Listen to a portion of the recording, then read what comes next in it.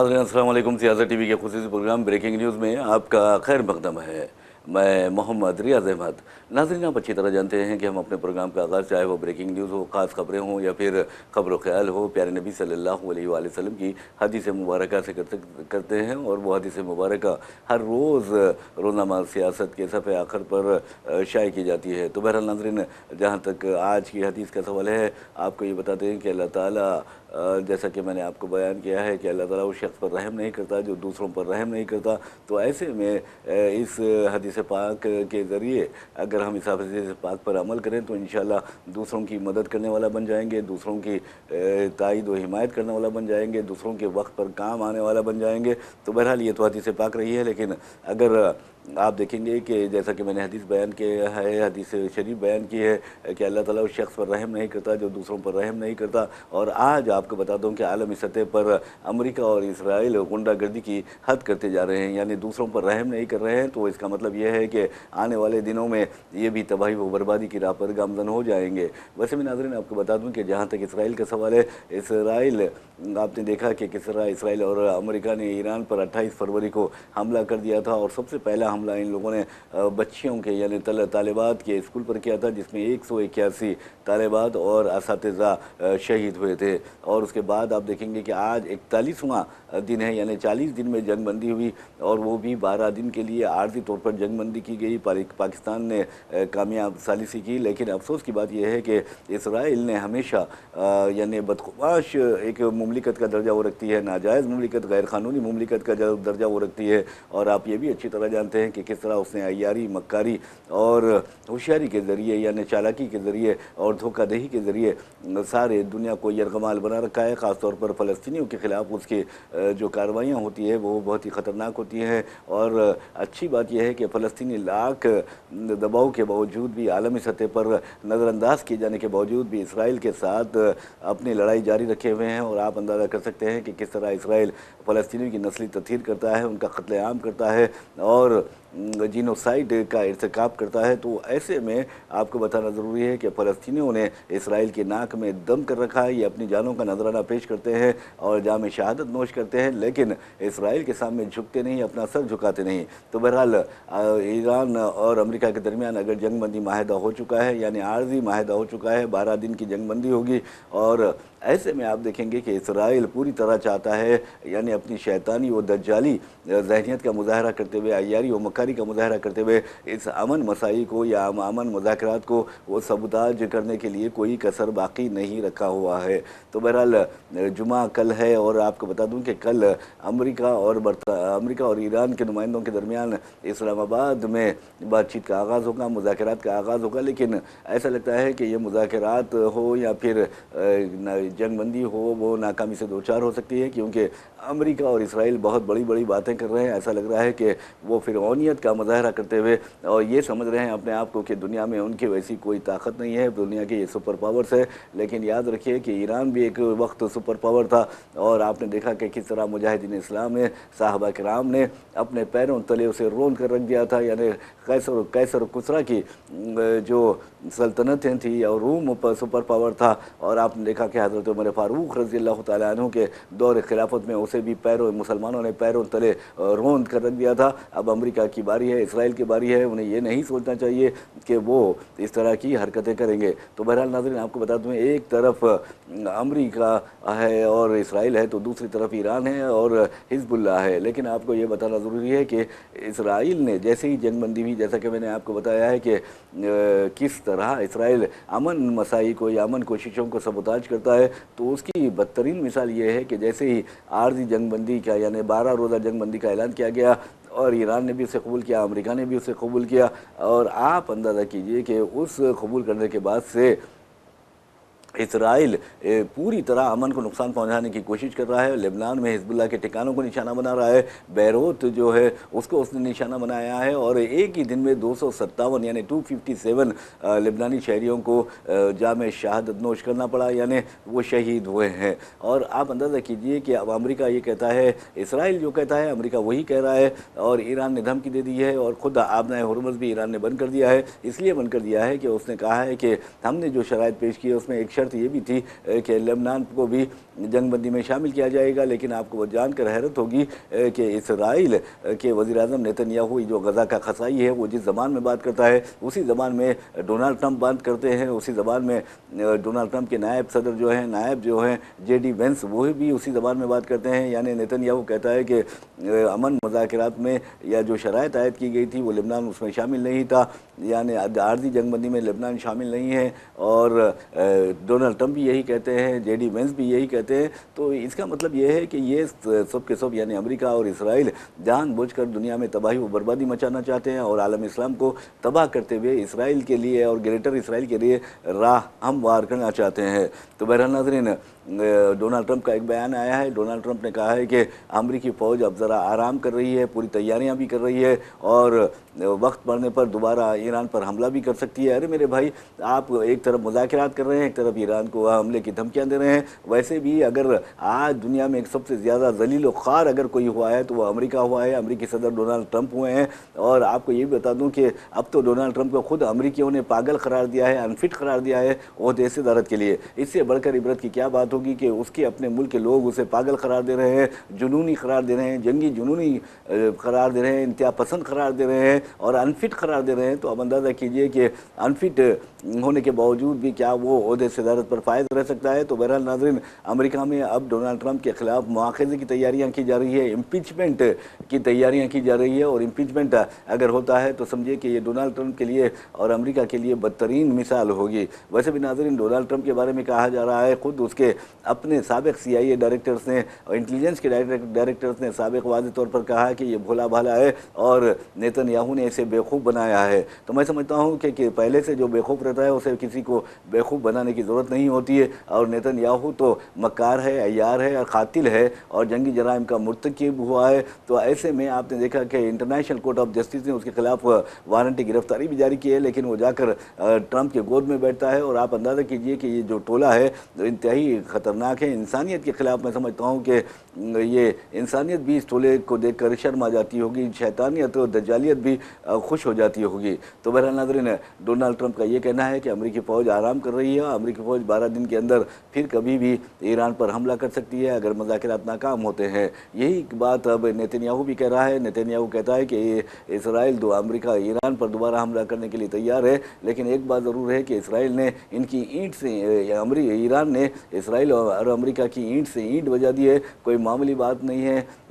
काफ़ी तादाद में अमेरिकी सिपाहियों को मौत के घाट उतारा है, इसराइली सिपाहियों को मौत के घाट उतारा है। इसराइली कई मारे गए हैं, बेकसूर इसराइली भी मारे गए हैं। तो कहने का मतलब ये है कि इसके लिए अमेरिका और इसराइल जिम्मेदार है, नेतन्याहू जिम्मेदार है। वैसे भी आपको बता दूं कि जो अपोजिशन लीडर है इसराइल का, उसने वाज़ेह तौर पर ऐलान कर दिया है कि नेतन्याहू बिल्कुल या तौर पर खारजा पॉलिसी में और ख़ुद अपने जो कंडीशंस उन्होंने लगाए थे, शराइत जो आयद किए थे, अपने जो दावे किए थे, उन दावों में वो बिल्कुल या तौर पर नाकाम हो गए हैं। और इसराइल की तारीख़ में सबसे बदतरीन सियासी दौर नेतन्याहू का रहा है, उन्होंने ये बात कही है। वैसे भी नाज़रीन, आपको बता दूं कि ईरान पूरी तरह मजबूती के साथ खड़ा है और ईरान ने कल ही आपको बता दूं कि मुश्तबा खामेनेई जो ईरान के नए रहबर आला है और साबिक़ रहबर आला जो हैं अली खामेनेई, अल्लाह ताला उनकी मग़फ़िरत फरमाए, अल्लाह ताला, उन्होंने जाम शहादत नोश किया है। तो बहरहाल उनके फर्जंद है, उन्होंने कल एक ट्वीट किया था और ट्वीट करते हुए कहा था कि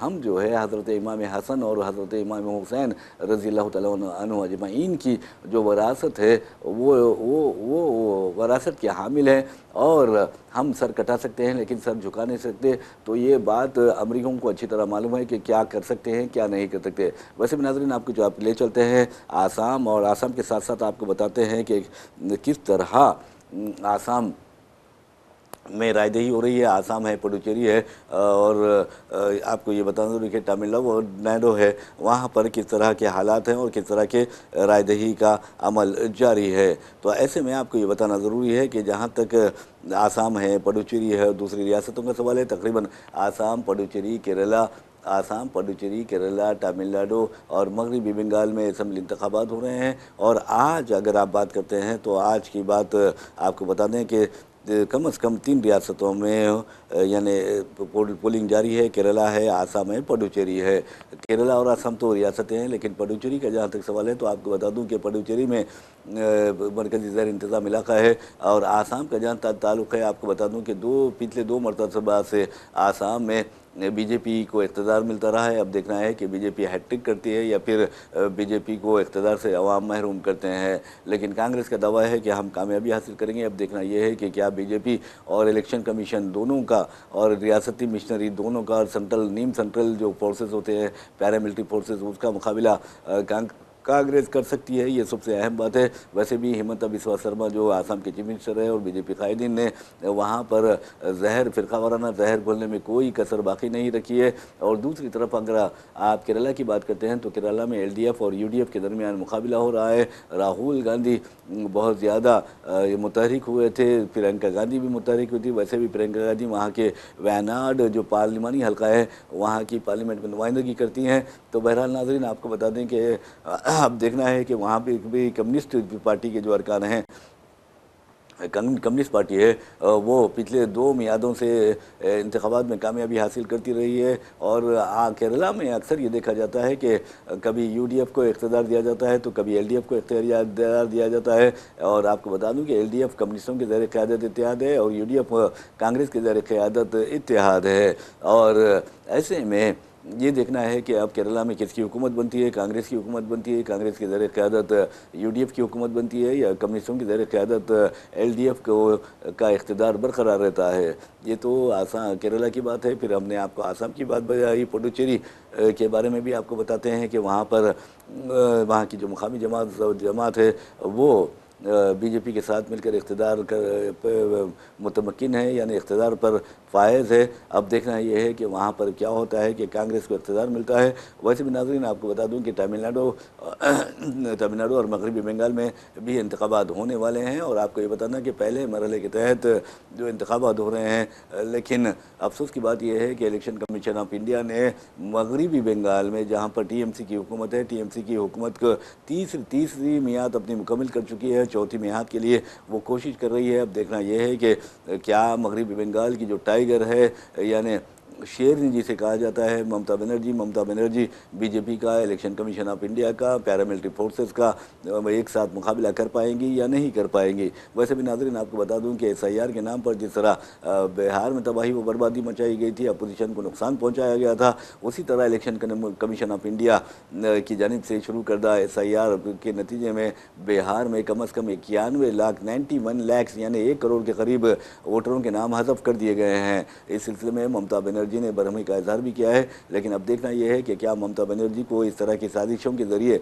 इक़्तिदार से हटा दिया जाता है, या फिर Mamata Banerjee, Amit Shah, Modi, election commission of India और पैरामिलिट्री फोर्सेस का एक साथ मुकाबला करते हुए उनका सफाया कर देती है और फिर दोबारा बरसर इक़्तिदार आती है। अगर ममता बनर्जी को कामयाबी मिलती है तो समझिए कि चौथी मरतबा वो ओहदे चीफ मिनिस्ट्री पर फायज होगी। लेकिन बीजेपी पूरी तरह यानी तैयारी कर चुकी है ममता बनर्जी को इक़्तिदार से हटाने के लिए। इस सिलसिले में खुद ममता बनर्जी के अरकान पार्लियामेंट, चाहे वो अरकान लोकसभा हो या अरकान राज्यसभा हो, उन्होंने वाज़ेह तौर पर कह दिया है कि इलेक्शन कमीशन ऑफ इंडिया पूरी तरह बीजेपी के काबू में है, बीजेपी के कंट्रोल में है, बीजेपी के इशारों पर नाच रहा है और ममता बनर्जी को हराने के लिए पूरी कोशिश हो रही है। कल ही आपने देखा कि हमने आपको संजय रावत, जो उद्धव ठाकरे शिवसेना के रुकन पार्लियामेंट हैं, उन्होंने कहा था कि ममता बनर्जी अगर मुनसिफाना इंतखाबात होते हैं तो बीजेपी कभी भी मगरबी बंगाल में कामयाबी हासिल नहीं कर सकती, बल्कि वहाँ मगरबी बंगाल में बंगाल की शेरनी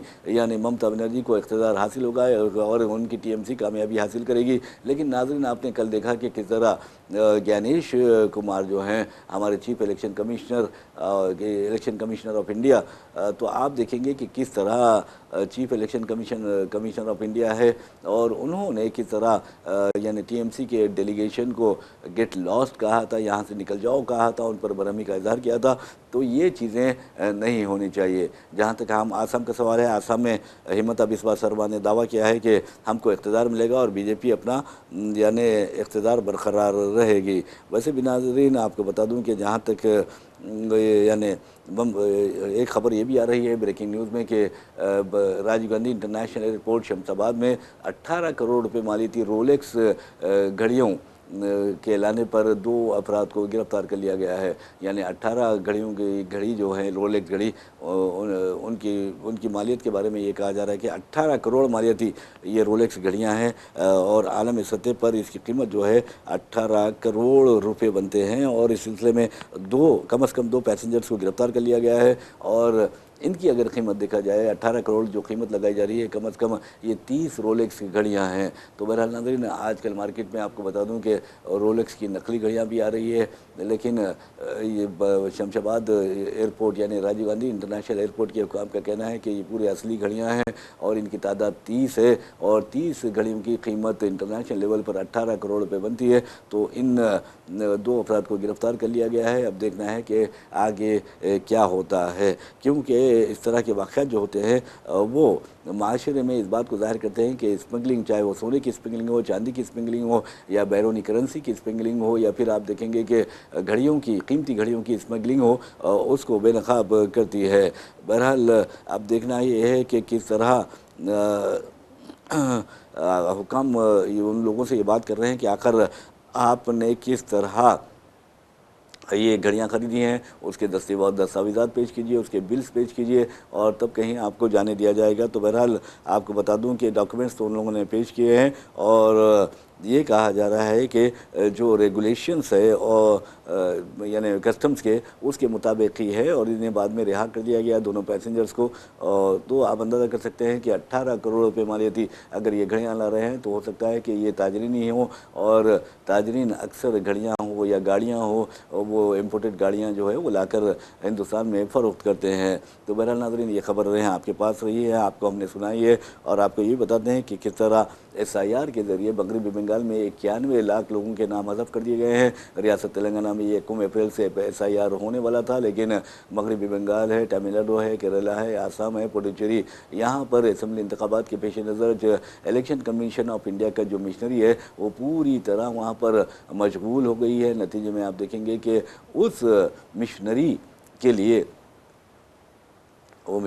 किस तरह आपने देखा कि ये चीज़ें यानी मिशनरी को मसरूफ़ देखते हुए इलेक्शन कमीशन ऑफ इंडिया ने रियासत तेलंगाना में SIR को 1 मई तक मौखर कर दिया है या मुलतवी कर दिया है। बहरहाल नाज़रीन, आपको बता दें कि जहाँ तक SIR का सवाल है, न्यूज़ एडिटर सियासत जनाब आमिर अली खान ने रोज़नामा सियासत में सियासत अब फाउंडेशन के तहत हेल्प डेस्क कायम किया है, जहाँ पर कई जो हमारे मिलत के नौजवान हैं, जो हमदर्दान मिलत है, जो मिलत का जज्बा रखते हैं, वो SIR के ताल्लुक़ से आवाम की जो शुक व शबात है उसे दूर कर रहे हैं, उनकी काउंसलिंग कर रहे हैं। और जो SIR 2002 की बुनियाद पर किया जा रहा है, रोज़ाना सियासत के हेल्प डेस्क की जानिब से आवाम को 2002 की SIR लिस्ट भी निकाल कर, यानी उसका जो प्रिंट होता है वो निकाल कर दिया जा रहा है ताकि वो फैमिली मैपिंग करवा लें। और ये वाज़ेह रहे कि नाज़रीन, फैमिली मैपिंग के लिए जो BLOs हैं उनके नंबरात भी दे दिए गए हैं। रोज़ाना सियासत की जानिब से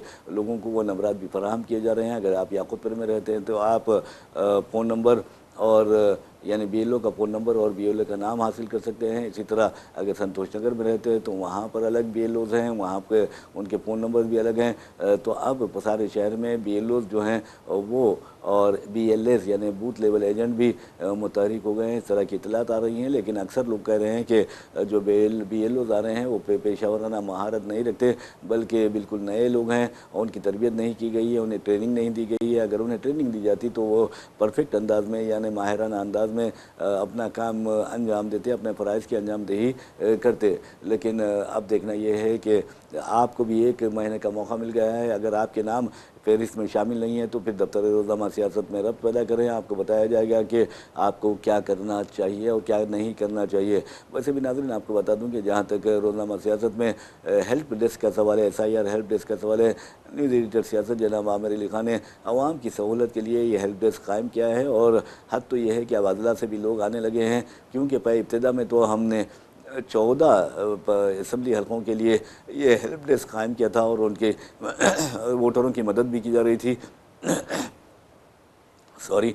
तो बहरहाल अब देखना यह है कि आप किस तरह की तैयारी करते हैं। वैसे भी नाज़रीन आपको बता दूं कि अगर आपके पास पासपोर्ट है तो बहुत अच्छी बात है। अक्सर लोगों के पास पासपोर्ट नहीं होता, हालांकि हम बार बार कह रहे हैं कि पासपोर्ट बना लीजिए, ये आपके शहरी, हिंदुस्तान के शहरी होने का सबसे बड़ा सबूत होता है। लेकिन आप लोग यानी नज़रअंदाज करते हैं इस तरह के मशवरों को, ये अच्छी बात नहीं है। आज अगर हिंदुस्तान की बात करते हैं तो हिंदुस्तान की आबादी 145 करोड़ है और आप देखेंगे कि जो पासपोर्ट है सिर्फ 17% लोगों ने पासपोर्ट बनवाया हुआ है। तो ये बहुत ही गफलत की बात है, इस तरह नहीं होना चाहिए। तो बहरहाल नाज़रीन, SIR के लिए आप बिल्कुल चौकस रहिए और अपने मोहल्ले में जात में मसाजिद के करीब और जो पोलिंग स्टेशन हैं वहाँ जाकर देखिए कि आपका BLO कौन है और BLO कहाँ है, BLO क्या कर रहा है, और BLO के ज़रिए आप अपनी फैमिली मैपिंग करवा सकते हैं। ये सबसे अहम बात है। वैसे भी नाज़रीन आपको बता दूं कि जहाँ